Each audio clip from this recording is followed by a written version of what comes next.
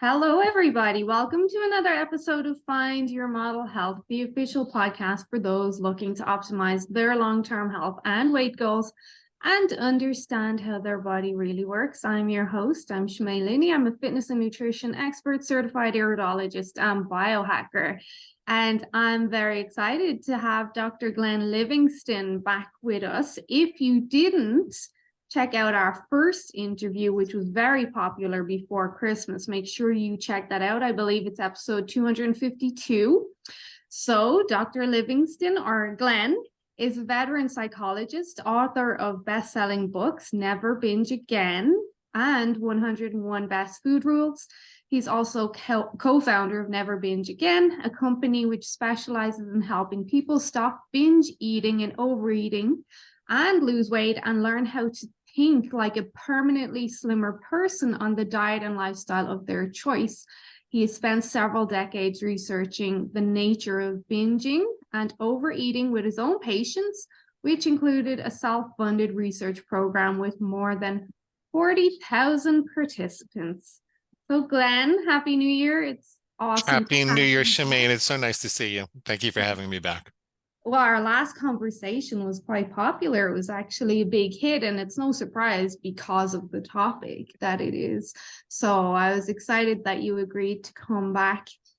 Believe it or not, one of the most not asked, when people listened to our last interview, the most feedback I got was how surprised people were that the food industry manipulates our food to encourage us to eat more of it. Yeah. A lot of people didn't know that, which surprised me. I was like, I thought everyone knew that, but no, they didn't. They were surprised. So yeah. Yeah, they do. Well, I mean, we live in a capitalist economy, and I'm in favor of that. But one negative side effect is that there really aren't a lot of watchdogs and regulations on optimizing for profit. And it's the company's job to optimize for profit, and we're supposed to be caveat emptor, buyer beware. Yeah. Yeah, they put things in some of the food to turn off the full sensors in our small intestines, and they condense as many calories as they can in a small space without giving us the nutrition to feel satisfied. And that's the impact. Look at the obesity epidemic, look at the heart disease epidemic, the diabetes epidemic, but look at what's happening. So yeah, it's clear that we need a good defense because the government's not going to do anything soon. Yeah, there's pros and cons to having large governments, and of course, most people are in favor of capitalism, but not everybody has our best interests at heart, unfortunately. Right. And I don't think that the people there are evil. They, if you took it to when you talk to the people whose job it is to, to do this kind of thing, they feel like their job is to make things that are fun, just like a liquor company or a toy company or something like that. And they don't feel like it's their job to really watch out for the customer safety so much, except in the very short run. But anyway, I think so, that's the way things are. And but the good news is that you can construct your own defenses with it. You can decide how you want to eat and effectively do that.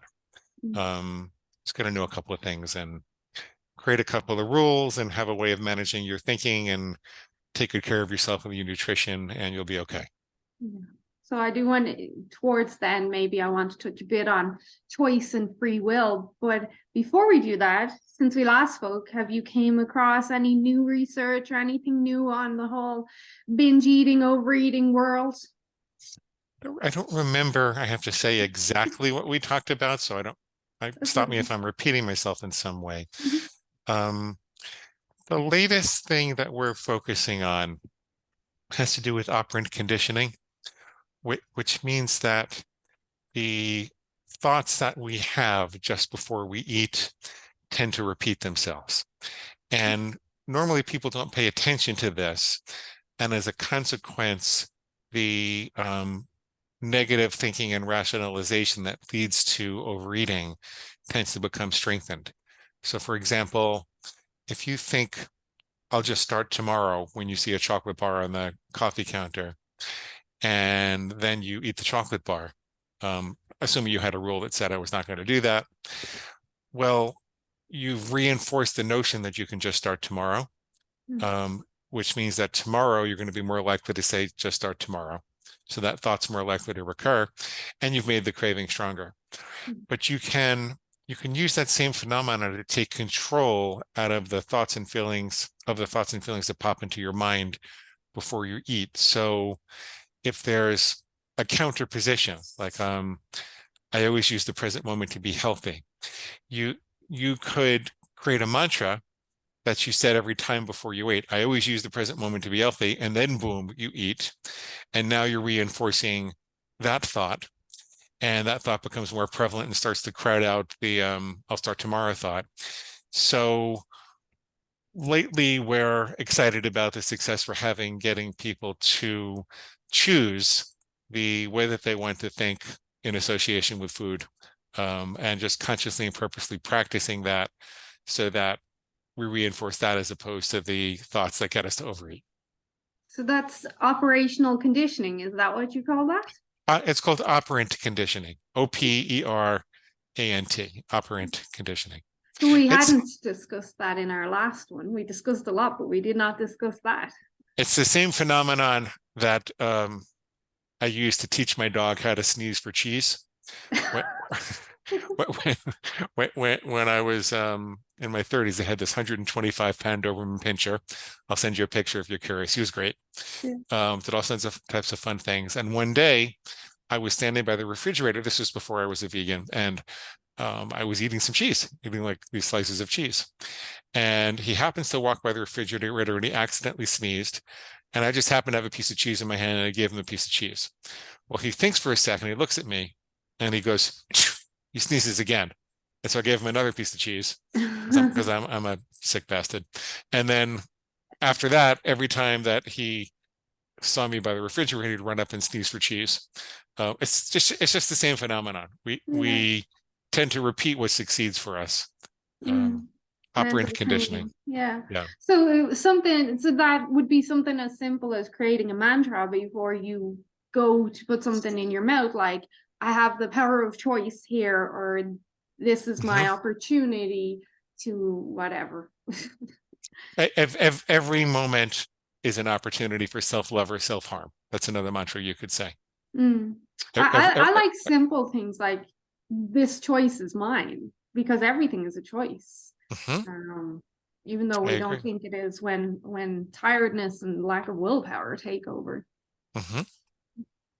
So over the last couple of weeks, I've done a couple of interviews with trauma healers and trauma specialists. And I know we kind of touched on in the first one, your experience when you were a 1-year-old with your sugar box and your mom sending you to get that and all, of course, traumatic. But there's a lot of talk about trauma now. Like, it's a hot topic. You see, every couple of years, we go through these trends of hot topics. And yes, it has validation, but I'm curious what you think about this whole talk of trauma now in regards to people struggling to prioritize themselves and stay on track with their health and weight goals. And it's just a lot of talk about, let's dig into your trauma and analyze that first before you even take action, kind of thing. Well, I think that's kind of trying to figure out how to say this without cursing. I think it's a little back-asswards, because I am in favor of understanding your trauma and, being loving to yourself and understanding that we all have trauma that we have to heal. I'm very much in favor of that. But I think that it's a mistake to wait until that trauma is analyzed and verbalized and healed before you take action on the behaviors that are quote unquote protecting you from the trauma. I think that trauma can be the spark that lights the fire, but once the fire is lit, it's got a life of its own. And essentially there's a bad habit that develops, and it's that habit that needs to be broken, regardless of what caused it in the first place. I also think, like in the case of overeating, if you're continuing to overeat with the idea that you need to analyze your traumas first, you might never get to the traumas. You might never really be able to fully articulate it, because the nervous system has trouble conducting the emotions when the digestive system is overloaded with food. And so you wind up in this endless loop where you're trying to articulate the trauma, but you can never really feel the full experience associated with the trauma because you keep covering it over. And so you don't really get to the trauma until you stop the overeating. And there are also a number of other factors that maintain overeating. There's the pleasure of the overeating itself, the concentrated sources of calories and excitotoxins in the food that we eat, those bags and boxes and containers. So that there's that in and of itself. There's the fact that feelings are reinforced and amplified by, sugary, starchy, treaty type foods. Mm. So whatever the bad feeling is that you're trying to escape from, you actually might be reinforcing it by, having those bags of Doritos or chocolate bars or pizza or pasta or whatever it is that you're binging on. Mhm. So it really just complicates the whole matter. And I find that if you clear away the muck of the, behavioral, problems, then it's a lot safer to look at the fire in the fireplace, and it's a lot easier to articulate what the problem is and to, put out the fire if that's what you need to do. But I don't think you have to, or should you put out the fire before you build a better fireplace and prevent it from burning down the house. So And that's, potentially, if you put out the fire first, you have one less battle to fight while you're fighting this trauma battle. yeah, But, exactly. I mean, I can see both sides of the argument. My personality has me neither here nor there on it. From my point of view, I do see it's important to address trauma, but I do see it can give people this sense of justification in their choices then. Oh, look, I've uncovered this traumatic event, blah, blah, blah. I'm working with it with a therapist, but because I'm going through this now, I am allowed to have this cake or ice cream. Like, I need this, right? Like, there's that justification aspect, which concerns me. Me too. Me too.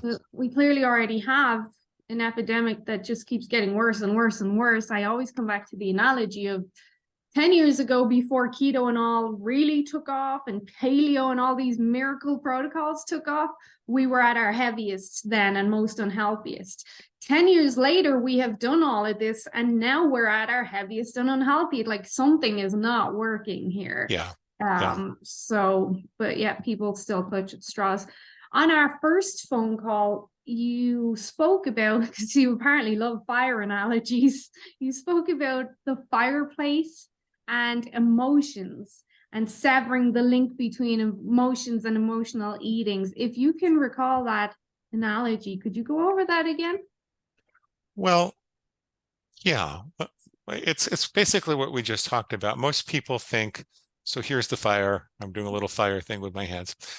Most people think when the fire is burning, it's going to go and burn down the house, right?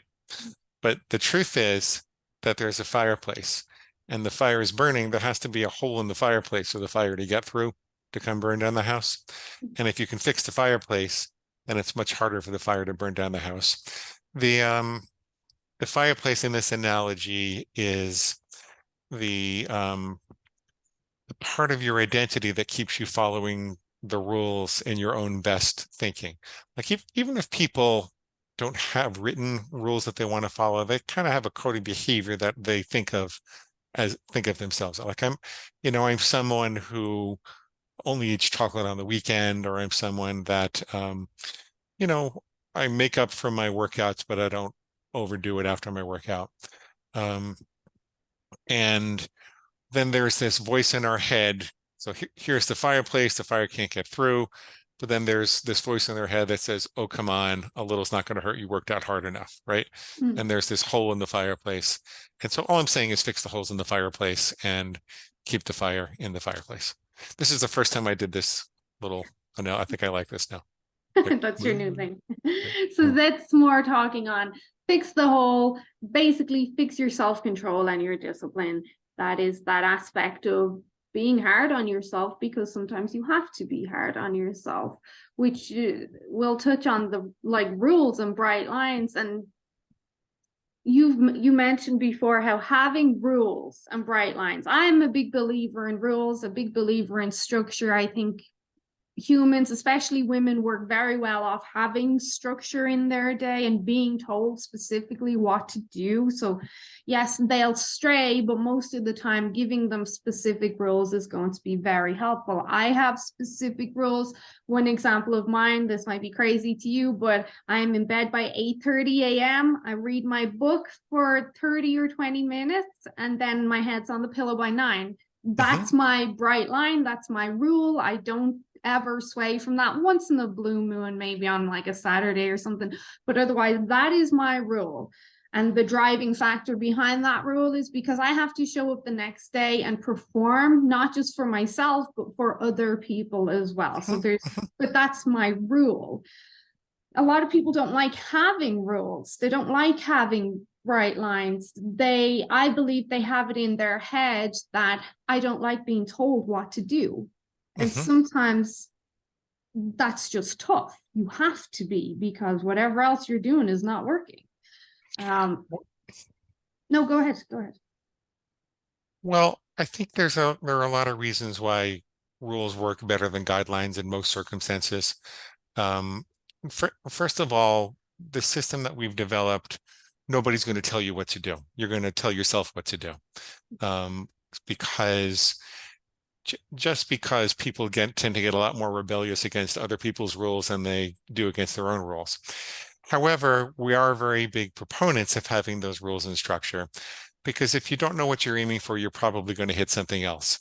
Like if you're not aiming for a very specific bullseye in the archery target, then how are you going to know by how much and in what direction did you miss when you missed it? And so how do you know what adjustments to make? You're eliminating that feedback loop. And that's why most people cycle down with their eating, is that they can't adjust after a mistake in the right way because they're so frightened of the discipline and the rules in the first place. The availability of rules to you is a way to eliminate decision fatigue. If I know that I only have chocolate on Saturdays and Sundays and no more than 2 ounces and always, 70% dark chocolate or something like that, then all of my other chocolate decisions are made during the week. And every time I'm in front of a chocolate bar, I don't have to make another food decision. So I'm not constantly wearing down my willpower. You can think of willpower as the ability to make good decisions. And there are only so many good decisions people can make over the course of a day. So it's better to say, if you want to have chocolate 10% of the time, rather than saying, well, I'm going to indulge 10% of the time and be good 90% of the time, which doesn't tell you which is the 10% and the 9%. So you have to make those decisions all the time. It would be better to say, I'm only going to have chocolate on the last 3 days of the calendar month. That would be your 10%. And then for the vast majority of the month, your food decisions would have been made about chocolate, and you don't have to wear down your willpower, wear down your willpower, wear down your willpower, wear down your willpower. I think that people are also frightened of rules because they feel like rules are like discipline is opposed to freedom. Like the more discipline you have, the less freedom you have, but it's actually the opposite. If you don't know the rules of the road, you can't drive, and your radius of locomotion is going to contract dramatically, right? If it wasn't for the discipline of the engineers who put your car together, your steering wheel wouldn't turn exactly, your wheels wouldn't turn exactly 30 degrees when you turned your steering wheel 30 degrees, and you really wouldn't be able to get around. Jazz musicians seem like they're improvising their soul with much greater freedom than most of us have, but they can only do that because they've practiced the scales with discipline and they know the structure of music, so they're able to improvise away from it. So most of the freedoms that we value and enjoy in our life actually are built on top of discipline, not as opposed to discipline itself. The last thing I'll say is that I think people have rules even if they don't think that they have rules, because if you think of character as how you habitually respond in the moment of temptation, there are many moments of temptation where we've learned to habitually respond a certain way because of the kind of person we think of ourselves as. Like if you go into a diner and there's a $20 bill on the counter, and the waitress sits you down and she hasn't seen her tip yet, and she says, I'll be right back. I'm just going to go get you a menu. And there's nobody that would see you take it. There's nobody up front. Would you take that $20 bill? Virtually everybody says, no, I wouldn't, because I'm not a thief. Well, what is it to say that I'm not a thief, but to say I will never steal, right? That's not mine. So you have a rule, you just haven't articulated that rule. So I'm in favor of people articulating the codes of behavior that they want to follow so that they can build the character that they want to build. I was hoping you would touch on that, and that's why I smiled. I was like, yes, he's touching on this. So rules and free will. To put this, just to clarify this a bit more for my clients and my followers, what you're saying or alluding to is that when we have these rules around food, it's not that it gives us more freedom with food. It gives more freedom on the emotional aspect and the character and who we want to be. That's where the freedom, and neither of us are saying totally eliminate everything forever. We're more talking about you have to have the balance and a realistic talk with yourself. But that's what you mean. Rules around food actually give you more with free will around other choices. They give you more free will around other choices. They leave your willpower for more important decisions. But they also make it possible to enjoy your food at a much deeper creative level, deeper, more profound level, because look, I only have 3 rules right now, but the fact that I know that they're there and that I'm not going to cross those lines means that everything else that I eat, I can do with gusto and enjoyment. And I think we're meant to have gusto and enjoyment with our food. The fact that I know the rules of the road means that while I'm driving, I could listen to music or daydream or talk to my friends, or even just sit quietly. I daydream a little bit, but you're in a state of suspended attention.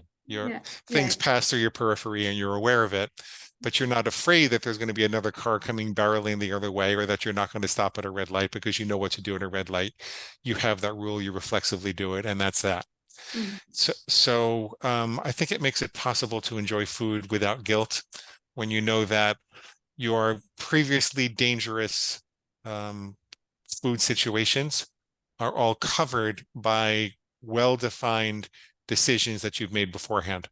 You can just kind of enjoy the food that you do eat otherwise. So and when there are no decisions to make, the obsession about food goes away. When you're not thinking, how much should I have and when will I have it and how do I get away with it and how do I make up for it and how do I hide the evidence and how much weight am I going to gain and will anybody be able to, when you're not thinking about all that, then you can find peace with food.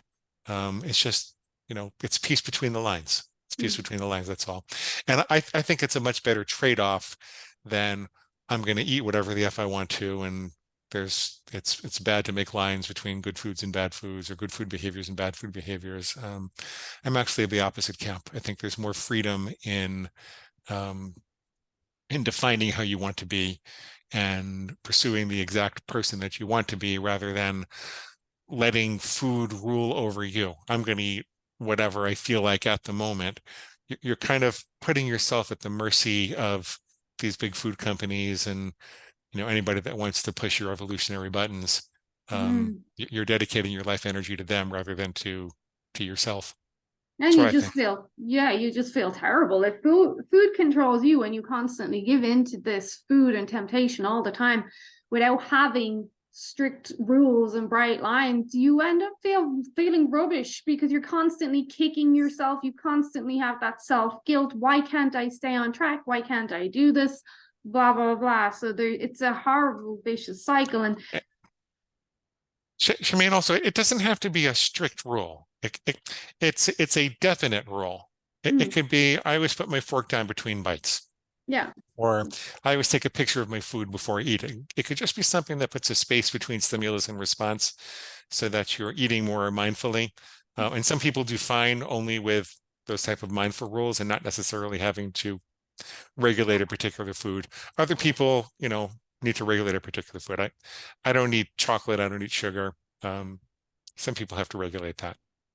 I do feel there is real value in having rules, even if they're not any sort of rules. I'm the type of person that does this and I don't do this, because we do need boundaries. Although people don't like this kind of yes, no scenario, coming back to looking at society now, we clearly need some help, and maybe we could use some help. We could use some help. Yeah. This dare I say, harder approach, which I'm okay with, because I think some people need it. We spoke about that before. It's not always good to wrap people in cotton wool. Sometimes people do need a kick up the ass, an empathetic kick up the ass. So an iron fist in a velvet glove. Iron fist in a velvet glove. Yeah, and people do need that. They might not like it, but they need it. And I just want to translate, correct me if I'm wrong, please do correct me if I'm wrong, but back to the food free will enjoyment, I teach my clients a lot about refeeding and refeed meals, and I even do reverse dieting and the value behind these tools. But one of the important aspects of doing something like that is really understanding, if you are going to have a refeed meal, you need to earn it. You can't just say, oh, I'm going to have a refeed meal. You need to earn it so that when you do have that refeed meal, you thoroughly enjoy it. You don't have that guilt. You don't have to second guess the menu. Oh, I'm going to choose a salad because I'm supposed to be healthy. Like, you have that freedom. You've earned it. So I think you were alluding to that aspect as well. If you go out to eat or there's a family event, if you've worked hard, you've earned this kind of bit of flexibility, and that's freeing in itself. Very much so. And then the health food aspect, I think in choosing like healthy food during the week or whenever, the other 80-90% of the time is, I think that's where people find more of the challenge. In order for that to be freeing, for you to have that realization, like, I'm choosing this food because I want to choose it, because I want to be this type of person. I want to see these type of results. I think that's more challenging because that's more of habitual wash, rinse, repeat, wash, rinse, repeat, and creating habits is not as easy. I want to say two things about that. First of all, you don't want the swings to be too great. So even though, you could have a couple of 100 calories less during the week and then have a big meal on the weekend as a refeed meal, you don't want to have like 1,000 calories less every day during the week and then have, a 10,000 calorie day on Saturday. There is this, seems to be this feast and famine switch in the brain, which says, if I live in an environment which is very scarce in calories and nutrition, as soon as it's available, then I really have to hoard it. Yeah. And that seems to be part of what's behind binge eating. We've worked with over 2,000 people, and we've observed this very consistently. In order to overcome serious overeating, you really need to flood your body with nutrition on a regular basis at a slight deficit if you want to lose weight. So slowly come down. What's the other thing that I wanted to say? I forgot. I'm sorry. It'll come back. I just kept thinking you probably do kick a lot of people's asses. That's what I was thinking. Well, I did a video, what you just said there. I did a masterclass last week on body fat set point, helping people understand what you're alluding to. And I think we spoke about this in the first one, the leptin hormone, and how if you do have these huge calorie deficits every day, and it's even extreme and long term, the body's going to try push back and restore those leptin hormones to their levels. And that's where you start eating. And even though you know what you should have, all of a sudden it's uncontrollable and you can't stop. No matter how much your brain says you want to stop, it's uncontrollable. Mhm. So yeah, it's important.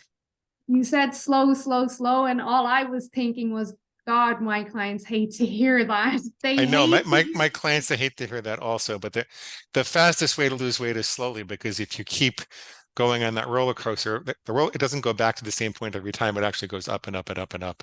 yeah. People just gain weight when they do that. So you got to get off that feast and famine cycle. Mhm. Oh, the other thing I was going to say was that the more you gravitate towards whole foods and the less processed foods you include in your diet, the more you're going to want whole foods and the less you're going to want the processed foods. Um, it's a lot of the things that we're eating that are causing the problem are unnatural, and they cause down regulation of your taste buds. If you had a chocolate bar every day, after a while, an apple doesn't taste as sweet. And Mhm. this is why people start to say they don't like fruit and vegetables, and everybody knows you have to eat more fruit and vegetables if you want to lose weight. However, if you rarely have the chocolate bar, your taste buds will start to come back, and you'll be able to tell the difference in, the subtle flavors of a Fuji apple versus a delicious apple, or, even romaine lettuce versus arugula. Mhm. Eventually, you don't have to believe me. You just got to try it. So you got to give your taste buds time to, come back. I think there's research that they double in sensitivity over about 8 weeks if you get rid of all the processed junk. So the your inner food monster will say you're going to be tortured forever, you're going to feel deprived forever, but it's really not true. We adjust.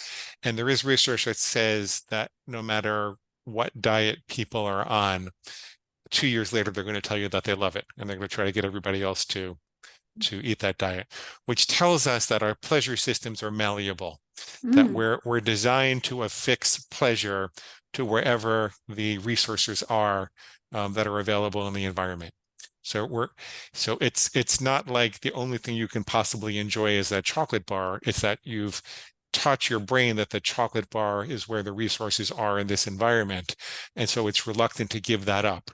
But if those resources were to suddenly become unavailable and you had an apple every day instead of the chocolate bar, eventually you're going to crave the apple as much as you crave the chocolate. Not immediately. Immediately you're going to say this is BS and who's doing this, but Yeah. eventually you're going to crave the chocolate more than the apple, even more so. I So I'm so glad you touched on that. And for all of my clients watching, I did not pay Glenn to say any of this. So I constantly say to when I start new clients or a new program or something and introduce certain foods, there's always that bit of, oh, this is gross, I don't want to do this. And a lot of the time I'll say, stop being a baby. These are grown women. But I'm always saying, your taste buds turn over every 3 days. So give this time and you will adapt and you will learn to enjoy the 80% dark chocolate or black coffee or whatever it is. You will. So then I have to usually follow that up with, please trust me. I've done this a lot. Please just yep. trust me. But it's true. And a lot of people, I said this to someone this morning, actually, and I swear I didn't tell you to say this. We have taste buds all over our body. And when most people hear about taste buds, they think it's in your mouth. We actually have a lot of taste buds on our liver, which when we start to consider like insulin resistance and the cephalic phase of digestion, not to get too sciencey, but sweet tastes and how they can encourage cravings, even natural sweeteners. I know the research is still up in the air, but the taste alone hitting your taste buds, not just in your mouth, but on your liver, can cause an insulin response for people and encourage them to crave more sugar or whatever. Mm, A lot mm. of people don't get this. So yeah, our taste buds do change, but I'm glad you reinforced that, because sometimes people don't believe me and they think, oh, she's full of shit. She's just saying this, but I'm not. Good deal.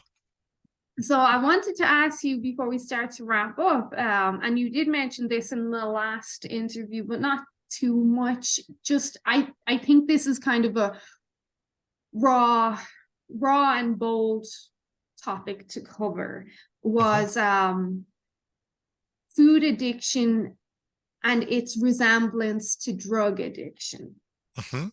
So can we talk on that a little bit? Oh, well, I mean, so that there there are differences between them in as much as we don't really have prisons for food addicts. You're not going to wake up in a cell with four gray walls and, your new husband, Booba, who says that you're in there for having too many donuts. It just doesn't happen. Yeah. And so I think that food addicts tend to be a little less antisocial, and drug addicts are more likely to get behind the wheel of a car or do something illegal for their drugs. And the aspect of the survival drive that drug addiction is tied to can be more primitive and urgent than the survival drive associated with food. So, for example, crack addicts, it's really a biological error associated with breathing. Crack addicts, they'll call their drug their sweet oxygen, and they'll kill you to get at the crack. When they really believe that they need that, they'll kill you to get at the crack. We have jokes like just hand over the chocolate and nobody gets hurt, but really, when's the last time when someone killed you for a chocolate bar, right? So there's that difference, and there's the difference that, by the way, I'm having trouble seeing your face because of the sun. Thank you. There's a difference that drugs are something and alcohol is something you can quit cold turkey. It's a black and white addiction, but food is something you have to take the lion out of the cage 3 times a day and walk it around the block, right? So in some ways, it's more complex to give up food addiction than it is to give up drug addictions. The black and white line that I draw for food addicts is that food addiction is the addiction to making important food decisions on whim, impulse, or emotion rather than with your intellect. So if you move all your important food decisions to your intellect, that's how you recover from food addiction. Those are the differerences. I just wanted to make sure they were outlined. The similarity is that they both involve the dopaminergic pleasure response. They both involve a serious alteration, like an unnatural concentration of dopaminergic pleasure, followed by a crash, where you're artificially low in dopamine and therefore craving more. They both involve an activation of the reptilian brain, the fast thinking emergency action brain, rather than the slow thinking, to quote Daniel Kahneman's terminology, the slow thinking, rational, strategic brain. And overcoming both of them involves learning how to deactivate the reptilian brain and put yourself back in your right mind and make the right decision. And they both tend to develop a quality of automaticity where eventually people feel as if they're powerless to stop it. If they feel like it just kind of happens to them, it's not really true. There's always an opportunity to put a space between stimulus and response and make a different choice. But it really can feel with every bone in your body that you can't make another choice. And so in both cases, people need to learn that feelings aren't facts and that they are agents of free will and responsibility, and they're capable of taking control again, which is heresy to say in some circles.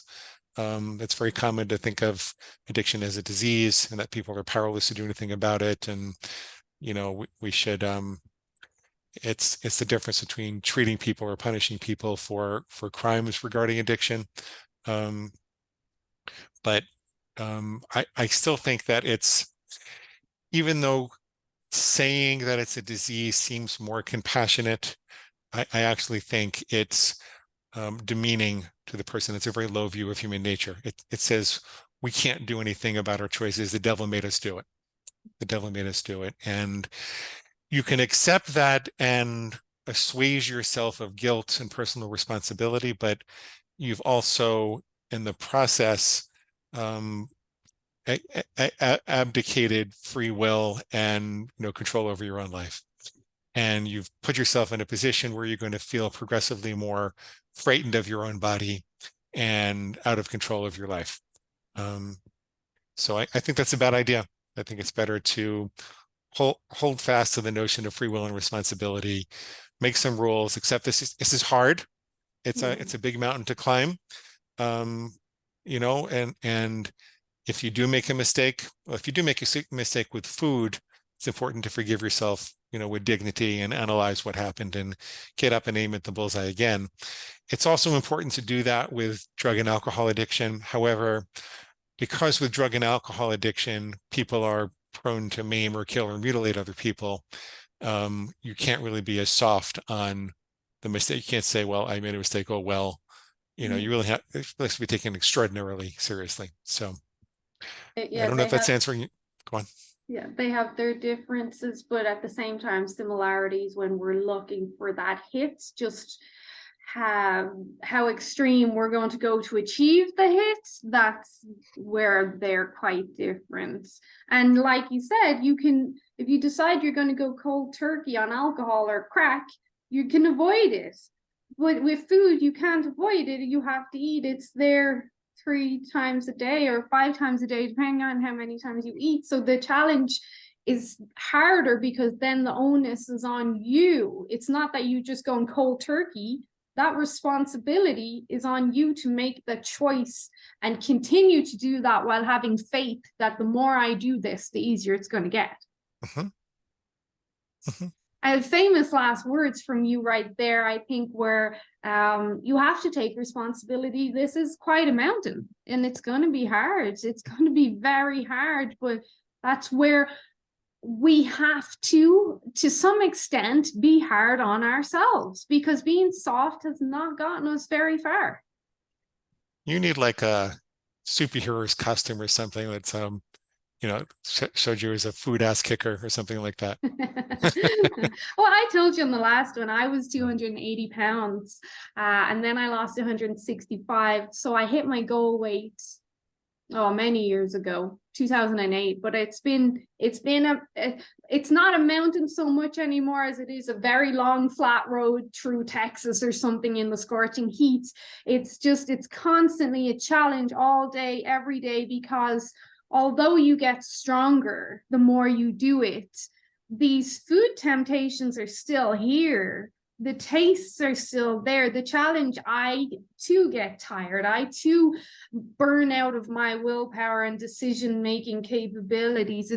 But there's that resilient aspect of my personality that forces me to I'll literally say to myself, stop your shit, just go do it. Like, I don't want to go to the gym some days, but I'm like, just bloody do it. Like, it's not easy. It's not. It doesn't matter who you are. This is not easy. Sometime I want to try to coach you through 1 or 2 of your difficult spots. I bet there are some things we can do. I agree with you. We live in a world of temptation, but I also have discovered some way to make it easier.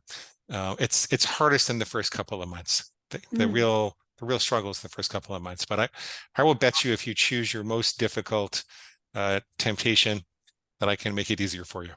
If you're willing to take that bet. So yeah, I totally will. Right now, I try to eat the frog, which is usually my workout. I'll get Brian Tracy. Yeah, Brian Tracy. I keep saying eat the frog, and then that other voice on this shoulder says, "No, you don't like frogs. You're not French. You don't have to eat the frog." And I have this internal conflict. Usually, my biggest challenge is, I think, like most women, is towards the end of the day. That fatigue kicks in, the willpower is low. I'm pretty good at staying on track, but the challenge is still there. I still have to have that inner talk. I have to have these rules. I have to have these bright lines all the time. But a simple thing you can do. There's a little coaching procedure I could take you through to fix that, but not to 100% fix it, to make it a lot easier. A simple thing you can do is make your food decisions in the morning and have it all set up and waiting for you. So put together whatever meal you're going to have at 4 o'clock and have it in your Tupperware, or take it with you in the car, and do that in the morning when your willpower is at its strongest. That's a simple fix for that. It is. I think that is very valuable, but with me, and I don't know how, I would think a lot of people who are at their maintenance, like I am, I have this inner talk of, if I do give in to temptation, it's okay. I know what I'm doing. I know how to undo this. I'm a health coach. I'm at my maintenance. Like there's that kind of cop-out aspect of, oh sure, I'm exempt, I know how to undo any damage this might cause. I don't do it very often, but when I do it, I know that voice is there, is like, I know what I'm doing, I'll fix this tomorrow kind of thing. Like Yeah, I'm only kidding yeah, myself though, but yeah. okay, well, Glenn, last thing, I gave away your workbook. We spoke about your workbook on the last interview, so I got a few of them for my Christmas giveaway, and I gave them away to clients. But when they arrived, I was like, it was like that thick. And I was like, oh my God, you could kill someone with this book. I didn't expect it to be that big. It was like, that's a lot of work to be doing. Do you? Well, but part of the reason for that, I don't know how much you looked inside of it, but It is. there are certain exercises that are meant to be repeated, a dozen times or so. And so we made sure to put, for example, when you are struggling with a particular rationalization, like your inner pig says, "We know what we're doing. We can make up for this tomorrow." Yeah. You might have to refute that 10 or 12 times to really get that under control. So we set it up so that there's space for you to do that. That's a lot of reason why it's a little bigger or thicker. I mean, there's a lot in there otherwise, and I won't say that it's not a lot of work, but it's not as much as some people might be scared it is from the way you just described it. Well, look, The book is called "I Love My Workbook," by the way. yeah, it Yeah. is awesome. I did look at it. That was one of my questions. I mean, even if someone doesn't complete it, should someone break into your house, you could potentially kill someone with it. That's how big it is. But is there, I wanted to ask, and I swear this is our last question. With the workbook, what way would you recommend approaching it? Do you just go front to back page, or hop around, follow the context as you need it? Like, is there, No, way? it's designed to go front to back. Okay. It's a very logical system that you're identifying the most difficult food behaviors, and you're coming up with one simple rule to start, and then you're building very slowly from there. And as you're building, you're looking at the resistance that you feel to doing it, and then overcoming that resistance little by little. So it's an algorithm. It really does go from start to finish. So it's better to Okay. do that. And there's no rush. If you get through the first chapter or two, you'll probably find there's a big difference, and then you can go at your own pace. Yeah. So I'd like I put like an hour or two aside for 2 days in a row, and then I go at my own pace. Yeah. And for anyone wondering, I found in Canada here, the easiest place to get it is on Amazon and then delivered right to your door. It's a bit harder to get in our bookstores, but Amazon has a lot of it. So We never really focused on bookstores. We really focused on the Amazon and digital marketing. yeah. But Cool. that'll be a next phase. Yeah. Would you have any last minute words of motivation or wisdom for us going into this new year or continuing into this year? Um, you can't until you can. You can't until you can. Most people feel disempowered and hopeless about this. And the research shows that the people who lose weight and keep it off for 5 years or more have more failures behind them than the people who yo-yo diet. And so the path of success seems to go through repeated failure. And so the name of the game is staying in the game until you win the game. Collect evidence of success. Get up until you stay up. Think about an infant learning how to walk. They fall down, they get up, they fall down, they get up, they fall down, they get up, and eventually they stay up. Yeah. And I haven't fallen down in, 50 years or so. It's a little more than that. Yeah. Yeah. Brilliant. I really enjoy our talks. I really do. This was another Me great too. one. I'm sure people are going to enjoy this. So I will post your links, but please share where people can find you and more about your work. It's all at neverbingeagain.com. Mm-hmm. Neverbingeagain.com. Click the big red button. You get a free copy of the main book. If you already have that, you can go to neverbingeagainbooks.com and get the other books. Those aren't free, but they're available. There's a book on nighttime eating. There's a book on specific binge triggers. I wrote an autobiography about my own experience with food.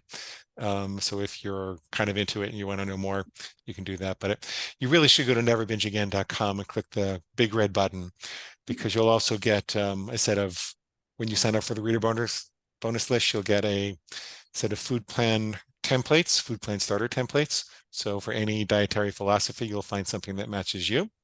You'll get a set of recorded coaching sessions so you know what it's like to actually be coached through this process and not just hear this weird psychologist with a pig inside of him talking to Shemaine.